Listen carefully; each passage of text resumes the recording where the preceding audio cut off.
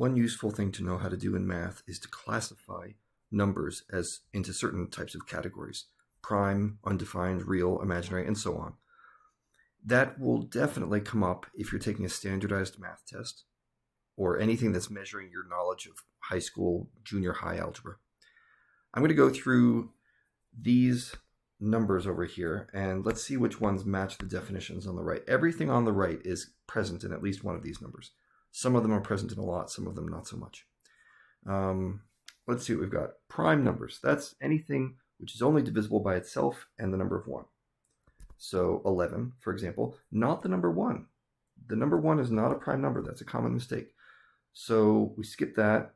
The number 0, right here, that's not prime. Okay, it has to be greater than 1.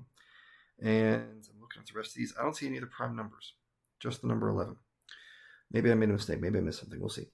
Undefined. Undefined has a very special meaning. It means you divided it by 0. So that's easy to see. There's no more of those. In terms of real numbers are anything, I could say not imaginary, but that would be circular. It's anything that you could use to measure, like temperature or money or something like that. So I can see a few numbers here that are real, quite a few numbers that are real on this list.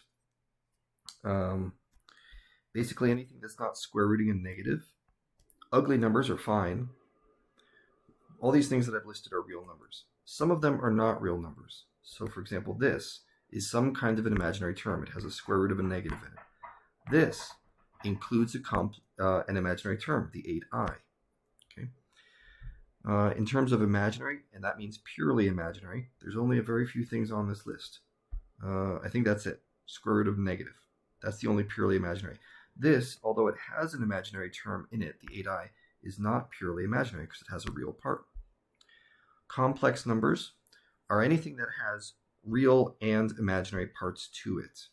So there's quite a few of these. 11 is complex. It just has a 0 imaginary part. 1 is complex. It has a 0 imaginary part. This thing's undefined. It's going to be very unpopular with this list. There's really not many words to describe it. But we've got a complex number here, here, here. You might think, well, wait, I thought that was just imaginary. It is, but it has a 0 real part, so it counts as complex too.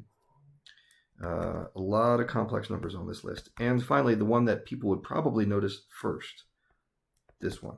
This is complex because it obviously has a real and imaginary part, as opposed to all those other ones which had a real part and maybe a 0 imaginary part, or vice versa. Integers or whole numbers, those are easy to spot. Okay, anything that looks like you would count it when you're counting numbers.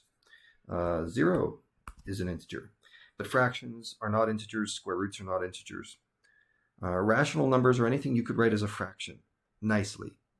Okay, so this is not a rational number. Even though I can write it as a fraction, it's undefined. It's not an actual number. So I can't call it a rational number, even though it does have an integer on top, integer on bottom. But this one, right here, is rational because it's 0 divided by 11. That's a fraction. And more importantly, not only is it a fraction, but it's a real number. 4/3 is rational. These square roots right here, we got to be very careful about these. First of all, this one's imaginary, and nothing imaginary can be rational. This one right here, you might think, whoa, that's a square root. That's not going to be rational. But if you simplify it, you'll realize that this is just equal to 4/3. Okay, and that's rational. Okay, 3/9, not so good. If you simplify that, the best you can get is square root of 1/3, and that is not rational. Okay, so there's my list of rational numbers. Now, irrational numbers are things that you can't write as a fraction. So there's not very many of those.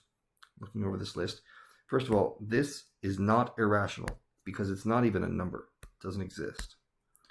But there are some things on here that are irrational. I think one thing on here, actually. There we go. So I might have missed something. Who knows? Maybe I made a little typo somewhere, but you get the general idea. Snapshot these definitions over here on the right. I think these would be very handy for you to have written down somewhere. You never know when they might come up.